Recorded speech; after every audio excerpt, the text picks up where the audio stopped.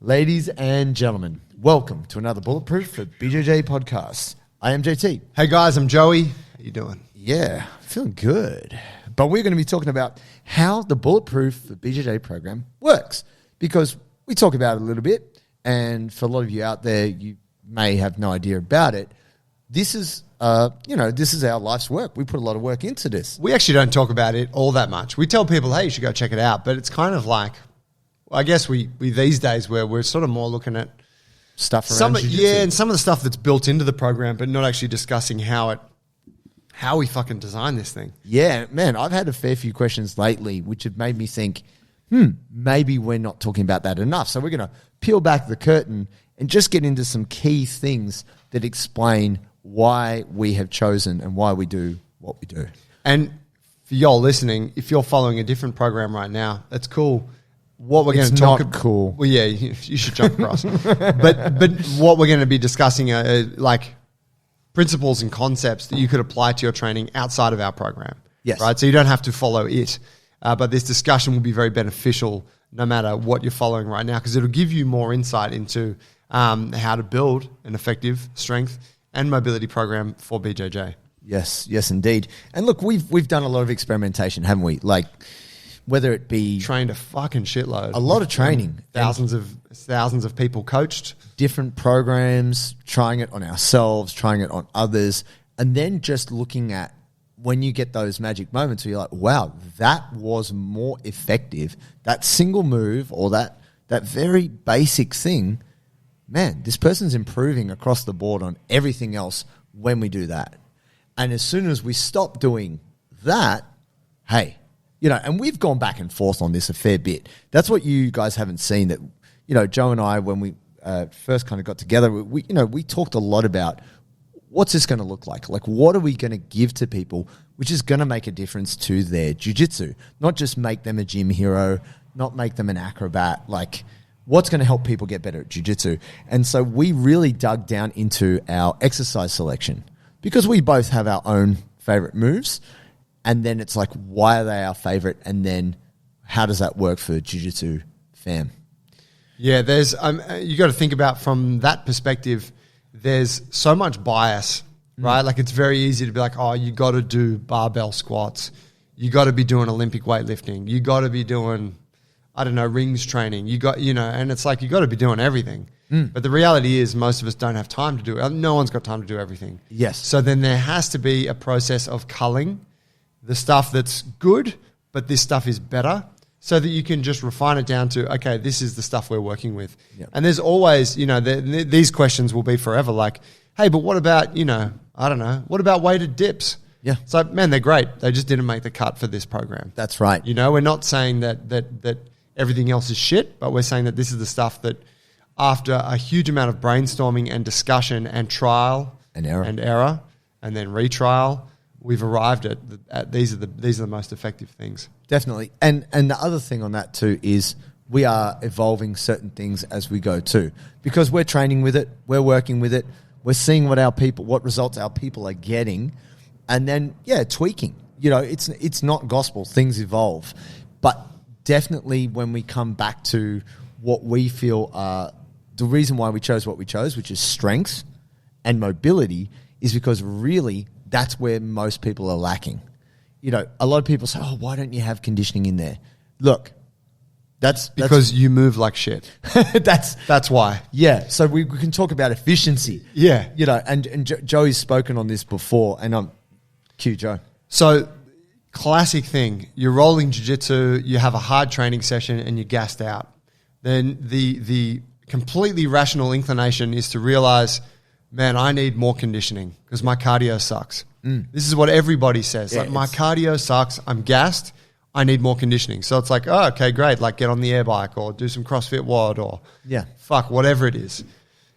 What you don't realize in that moment is that if you moved with greater efficiency, so what we're talking about with efficiency, if you had better mobility so you could get yourself into good, deep positions and transition from position to position without tight joints and muscular lag holding you back. The strain. If you had strength through that movement so that it's easy for you to get down, get back up, roll over, invert, jump on someone's back. Like if there was nothing holding you back from moving like a panther on the mats, then all of a sudden you're not relying on your conditioning. You're not gassing out because you have a surplus of strength and a surplus of mobility that enable you to move that way. So, of course, it's very natural to think like, I got to do more conditioning. But the reality is, and this is our collective 30 years in the game, and this is our collective probably, 40 years PTing, coaching, that whole thing,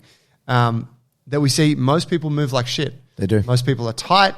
Most people, even people who are regularly training, they will be strong in certain positions, but they will definitely have positions where they're weak. Yep. And so this is the low-hanging fruit. It's like, well, we could take a shitty race car and put the sick engine in it, which is the conditioning, but you put that thing on a track, it's still going to be a shitty car. Well, you run it at your 150 Ks an hour, it'll fall apart. That's right. You might get a couple good laps and then it's toast. Yeah. Versus, all right, let's bring this car into the shop, let's upgrade the components, let's turn it into a quality car, and then we can fuck around with the engine if we want, sure. But that thing's built to race. And this is what your strength and your mobility training is for you and your performance. Yeah, I recently had a message from somebody who said, how come you don't have bench press in there? Where's the gi pull-ups? Where's the twisting, which is specific to BJJ? I was like, man, that's cool. Like, I get it. I don't think that necessarily everybody's going to look at our program. If you jump on and you check it out, at first glance, you go, oh, that looks a bit easy. Well, do it. You can try it. The awesome thing, which I love, is just satisfaction in me being a trainer, because I like to see people suffer. People go, man, that was hard. I am smoked. I looked at it. I thought it was simple. I did the sets and reps. I did the timing. I'm cooked. And that's the thing. It doesn't have to be complicated. And that only comes from having done it yourself, and then also seeing other people get huge benefits from doing less but better. So that's what we've tried to do with what we've chosen in our program.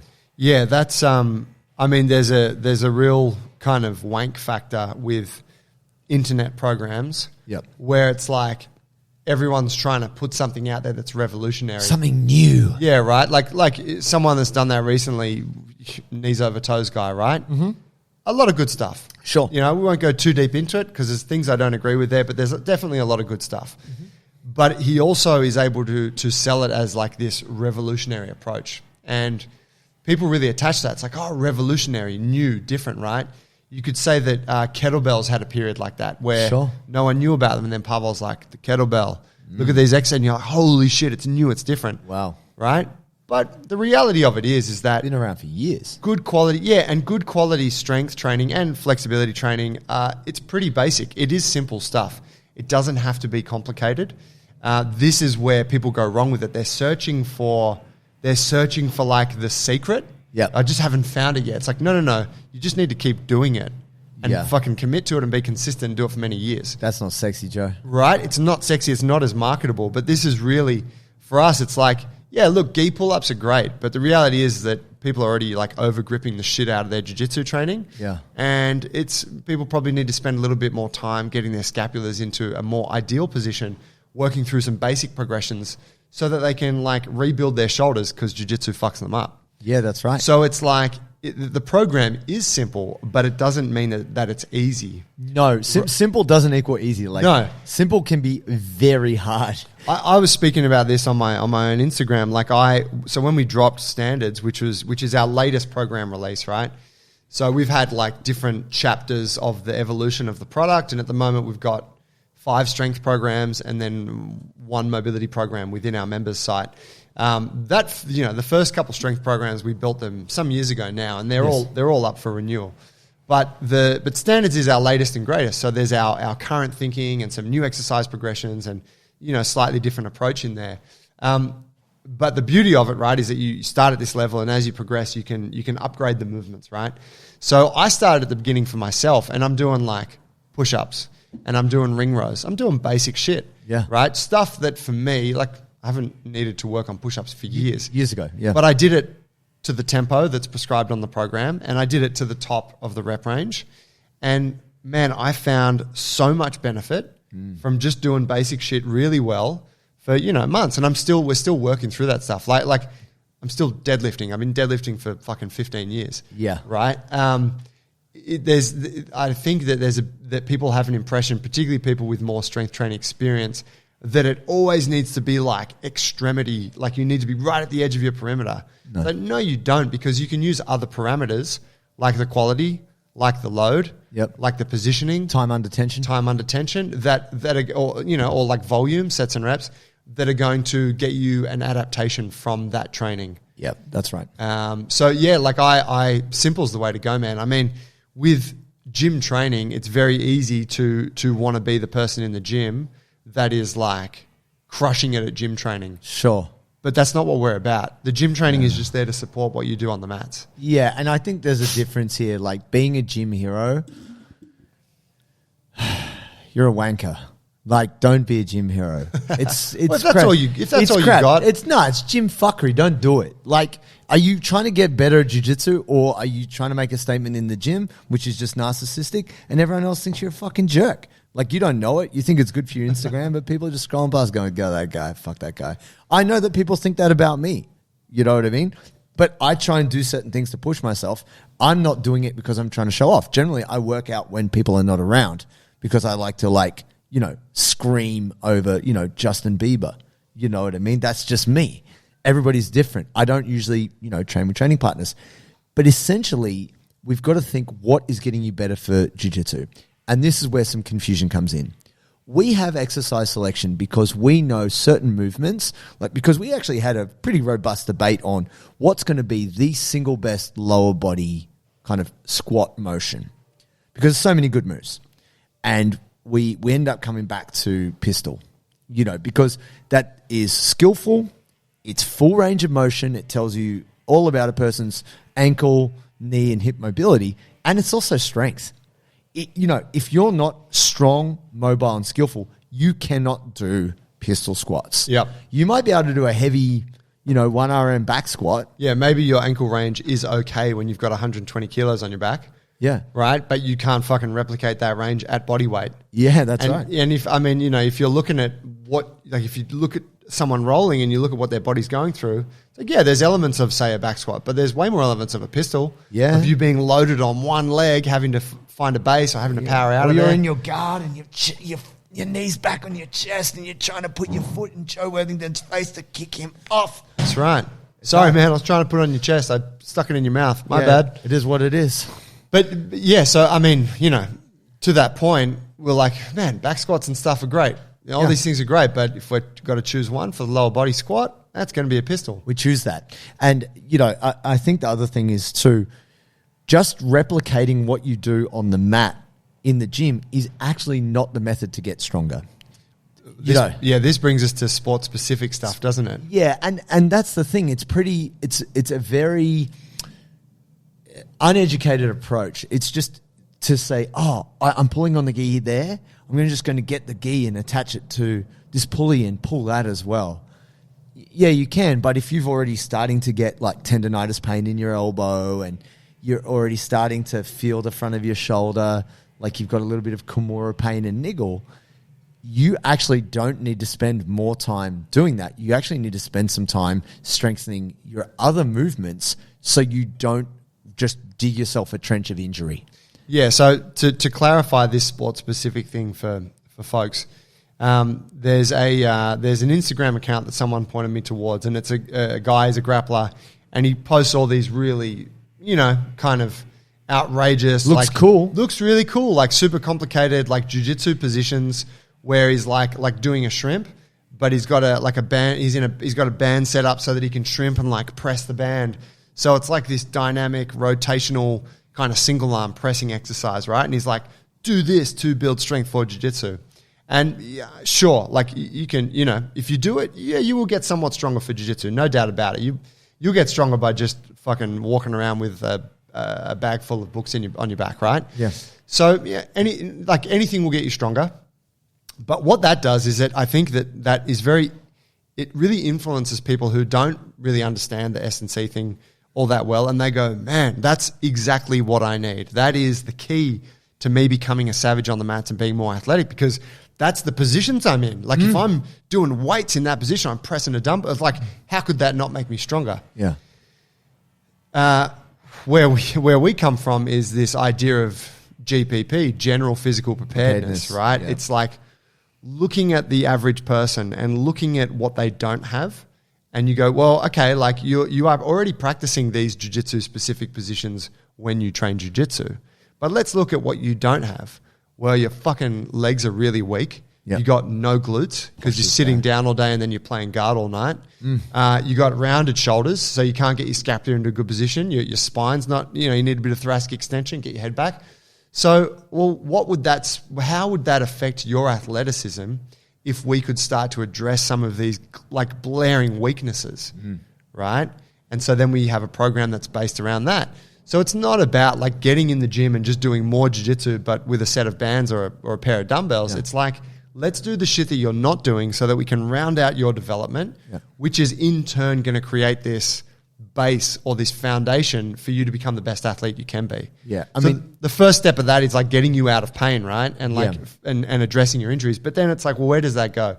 Well, that goes wherever you want it. That goes towards elite athleticism. Yeah, definitely. But again, it's not the sexy thing. No. And look, here's a common mistake. I'm going to take boxing. So fuck those guys, man. boxing coaches, boxing greatly. getting people to hold dumbbells and punch. Stop doing that shit. That is not how punching works. Gripping and holding a weight and doing this. Now, sure, holding weights in your hands here makes your shoulders tired, but punching, like shadow boxing with half kilo or kilo weights, is actually the wrong thing in terms of load in the shoulder. Because when you throw your arm, like you actually want to be able to contract your shoulder, tricep, and chest without load on top of it to be able to like fully express and then come back. Here's the problem. There's been plenty of amazing boxers who've done that, but they have succeeded in spite of that. There's this, like Thai boxers that go running for 2 hours every morning. Yeah, it's a conflation. It's like, oh, I did that and I became great. Yeah. No, it's not. It's not causal. Yeah. You shadow boxing with dumbbells in your hands doesn't make you a great boxer. Same thing, banging away on the heavy bag actually doesn't make you a great boxer. It actually, if anything, my old coach told me, don't use a heavy bag at all. It's mitt work and lighter sparring. Like actually, and this is the funny thing I found, even punching mitts is not great because it actually teaches you to punch off the center line. Oh, because they're holding them outside. Yeah. When you have to practice punching someone in the face and to the body, and that's a very different. It's funny, you get so used to punching wider that when you come to hit somebody, it feels weird to punch to the center line, right? So relating this back to this whole sport-specific jiu-jitsu thing, and I actually learned this. Certain techniques there get sort of perpetuated because whatever, someone's like, oh, let's try doing this, and then they see someone and then they see, and then it's like, oh, world champion does this. And then before you know it, it becomes a thing, doesn't it? Sure. Things can become popular, but I guess we've spent enough time filtering it. And if you guys vibe with what we say and what we do and you trust our, it's not just take our word on it, but it's not just because it's like, oh, it works for me, it'll work for you. It's no, we are actively working with jiu-jitsu athletes week in, week out over the years to see where the results go. And we have refined it back to this because we don't want you to waste time. We don't want you to be in the gym for an hour. I was chatting to a guy the other day, said, oh man, I can't, it's hard for me. I got to break up your program. It takes me an hour and 20 minutes. I was like, why? Like, what are you doing, dude? Like, it shouldn't take you more than like kind of 45, 50 minutes if you're getting it. We understand that you have time pressures and we understand you're just trying to fit it around business, life, kids, everything. You've got to just get it done. So in that way, we want to make sure that we are strengthening the weak areas and restoring a degree of balance so that when you step on the mat, which is what it's all about, you're not being a gym hero, you're being great at jiu-jitsu, you're less injured and you're feeling strong. That I think the harder part of what we do, which you guys don't see, is there is actual planning and periodization. It actually changes. So our cycles, like when we were thinking of it back in the day and we were planning it out, I said to Joe, let's do 6-week cycles because that gives people a chance to get good at something. There's a slight change from cycle 1 to cycle 2. And at the end of 2 cycles, that's 12 weeks. which is a good kind of, a good period of time for someone to adapt. And then when you get to cycles 3 and 4, it is different. So if you're doing our gym strength program, it changes from more like a functional hypertrophy where you're kind of building a bit of tolerance and slightly higher volume. Building a bit of muscle. Which dense is tissue. Always good. And then essential. We can make that harder and there's less reps and there's a bit more weight. Yeah. And this is the key. Like you can't just do the same thing the whole 12 months. There needs to be a build-up of intensity and then backing it off, a little bit more volume. And that's how winning is done. Yeah, so the idea there is we have cycles. Cycles are 6 weeks, and then we have phases. And the phases include 2 cycles. So you can look at a phase as being a 12-week period. And so, the typical mistake with, say, strength training or bodybuilding training is that someone goes into the gym, they start doing something, maybe it's a program their friend gave them, they get decent results, and then 3 years later, they're still doing the same program. And they're not getting results. And what do you do? Oh, well, when I go to the gym, I start with my cable flies, and then I do the leg press machine, and then I do the bicep curl. And it's like, okay, and how long have you been doing this for? Oh, I've been doing that since 97. And you're like, all right, that's why you're a dweeb. But so what we want is there's different adaptations that occur through your training. There's, like we spoke about just there, there's a bit of muscle building and building dense connective tissue. This is the functional hypertrophy. Then there's building like raw strength, right? And then there's building a bit of strength endurance. And the way that we thought to map it out and periodize it is, well, let's spend a phase or 12 weeks developing each of these different things. And so it goes through this cycle. So what that means is, like, from one cycle to the next, the exercises change, but between those 12-week phases, the actual intention of the training changes. Yeah. And the beauty of that is that you get a really well-rounded exposure to a lot of different things. Yeah, we give you some heavy barbell stuff, but we're not just making you do heavy barbell shit to the point where you become tight and inflexible, right? We don't want you to be a powerlifter. We want you to get some of it, and then we want to pull you away from that, and let's build a bit of endurance into these patterns now. Yeah. Okay, you got a bit of that. All right, now let's start to like build a bit more dense tissue and mass around it. And what's the goal there is that you are becoming as well-rounded as possible, and you're building this sort of complete sort of spectrum of athleticism so that then you can perform the best way possible, rather than becoming the specific athlete that's like, oh, I can lift heavy shit, but I can't do it. I can't do anything for more than 5 minutes. Yeah. Like I got no gas tank, or I got no muscular endurance, or I got no flexibility. Yeah, and I think this is the thing that's probably underplayed about jiu-jitsu, is just how demanding it is in terms of all the qualities you need. You got to be strong. You got to be flexible. You got to be powerful. You got to be agile. You got to have endurance. You got to think quick. You got to be explosive. Like, there's so much stuff going on. The other factor, which is also not factored in, or not expressly explained, I should say, is someone squashing the fuck out of you. Someone just mashing you. And what that does to you. Like in judo, getting thrown on the floor. That is tough on the body. There has to be a degree of restoration. So even though this is maybe invisible to you, if you just look at exercises and you're like, I don't know, it's just exercises to me. We have factored in that you are also doing jiu-jitsu. We know the toll that takes. We are jiu-jitsu people. We feel it. We feel the soreness. We feel the aches. That's why the mobility, we've got the warm-ups, we've got the cool-downs. It is covering all your bases to make sure not only is your body, obviously we're putting stress through lifting, but you are restoring function through the mobility work, which is really not what a lot of other people are doing. They're like, pour harder in the gym and pour harder on the mat. And that's not really the best way for you to stay in the game, longevity, feeling good, feeling strong. Yeah, I think it's the classic thing you see, like when we're earlier in the journey, we're earlier in our life, like in our 20s to 30s, no one gives a fuck about stretching or any of that stuff. It's all about like, what's the heaviest weight I can lift? What's the hardest training I can do? It's the highlight clips you see of places like Unity Jiu-Jitsu, like where people are just fucking crushing each other. Yeah. And you're like, that's great, but I don't see any of these people when they're in their mid-30s and onwards. Right, no. Right? Because you're all fucking broken. Yes. So, and then you see people at the other end of the spectrum, like the Steve Maxwell thing, where it's like breathing and mobility and longevity and very great message, right? Like, yeah, there's merit to both of these worlds. Like to being that young, pour harder, like going through the fire, older, smarter, softer on the body, more practices around recovery. Well, what if we could find some kind of way to maybe bring it together. Yeah, do a bit of both. Like straddle the middle here so that we can be strong and athletic and be a bit of a savage when we need to be, but also not be burning the candle at both ends so that we can still be in this game, in this community at 40, at 50, at 60, as long as you want. I think that like that's really important. And I you know, you're never going to convince like 21-year-old me that I need to think about this shit. And that's fine. We're not trying to. No. But I know that when you come back around to me and you're 31-year-old me, you'll be listening with like fucking open ears. You know, because you've had whatever, a shoulder reconstruction or you've slipped a disc or, you know, you got that back pain. Well, it's like, so a friend of ours, Marco, I remember coming in, we had a bit of a war. This is like some months back. And he's like, man, I'm feeling good. I want to come see you. We'll do some training. Man, I'm thinking of competing. No, he's in his 30s. He's in good shape. I only found this out later. The next week, he went to like an open mat and there was a young MMA guy there, did a scissors takedown and exploded his knee. Oh. So he's like, oh, young MMA guy should be fine.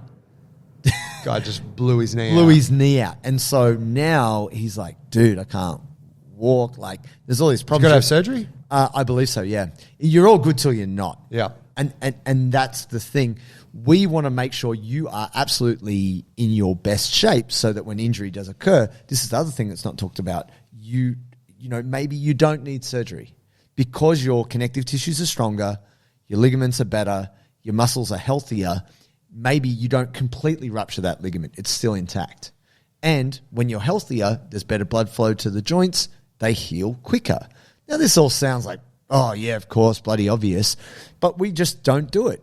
We just simply don't do it. And it's because posting on Instagram, oh, hey, I can touch my toes. Who gives a fuck? You're not putting that on your Tinder profile. No one gives a shit, you know, unless it's like you looking, you know, pretty sexy doing some yoga on the beach because you're that kind of a guy. But, I mean, like, you know, ultimately, the ego stroke is not doing things that are good for us because they feel uncomfortable. The ego stroke is doing the thing that's fun. I want dopamine. I want to crush it. And you know, some of our exercises are not glory moves. They're not the gym hero moves. No, there's no bench press in there. No, there's no bench press. But it's so good for you guys, and that's the thing. It's knowing that we also have had to check our own egos to be able to absolutely, and our own biases. Yeah, right. Like you love the barbell work. I love the movement stuff.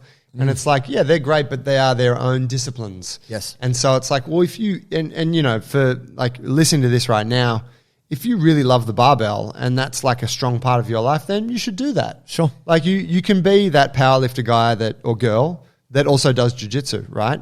But if I'm not going to, like, you can't correlate, like, yeah, you're strong on the mats, you're athletic, but it's not only because you do squat, bench, and deadlift, right? Like that's contributed to your athleticism, but it comes with its own problems. So for us, we're like, well, what is the ideal approach while remaining as free of bias as possible? Yeah. And you know, still bias in there, but we feel very strongly about that. Yeah. And so understand that when you come to it, even though it might look simple on the surface, there's been a lot of thought and a lot of planning that goes behind this because we want it to be as effective as possible. This isn't about what we've done and what's worked for us, because actually we have an unfair advantage. We live in the gym. We've been doing this forever. We can make anything work for us. Not anything will work for you. So we want to know, we want to make sure that whether you've never lifted weights in your life and you've only done jiu-jitsu, or you're a very experienced person and you're looking for performance and you're looking to get the edge and all of that, everyone can benefit from what we're putting out there through the program. So off the back of this, you can take the Bulletproof for BJJ challenge, which actually you just mentioned to me before. Yeah. Do the program for 3 months. Yeah. And if you're not feeling stronger and more mobile by the end of that, we'll give you your money back. Yeah. I mean, come at me. Look, I understand this, guys. Like we do a 7-day free trial, right? And I actually personally don't agree with that. Like Joe's like, we have to. And I'm like, no, commit, bitches.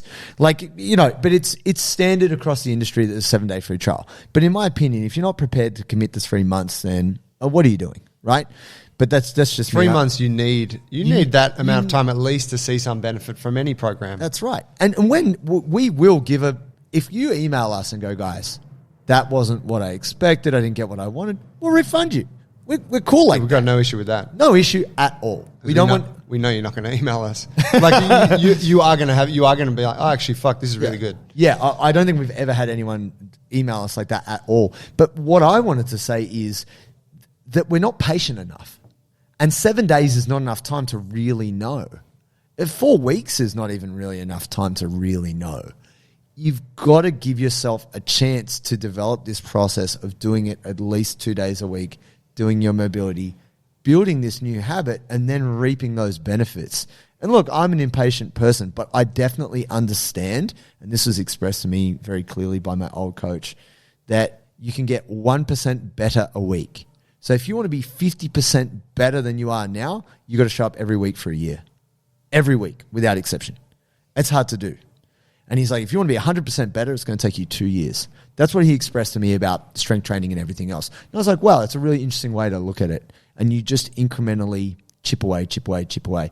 And guys, be patient with yourselves and definitely get amongst it, because not only will the patience help you, but this process of developing yourself outside of jiu-jitsu will actually help your jiu-jitsu.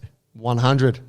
Guys, if you want to check the program out, go to bulletproofforbjj.com. You can sign up for a free trial. If you use the code BJJ Podcast, you get 20% off your subscription. And like we said, take the challenge, do it for 3 months. And if it didn't work for you, let us know and we'll give you your money back.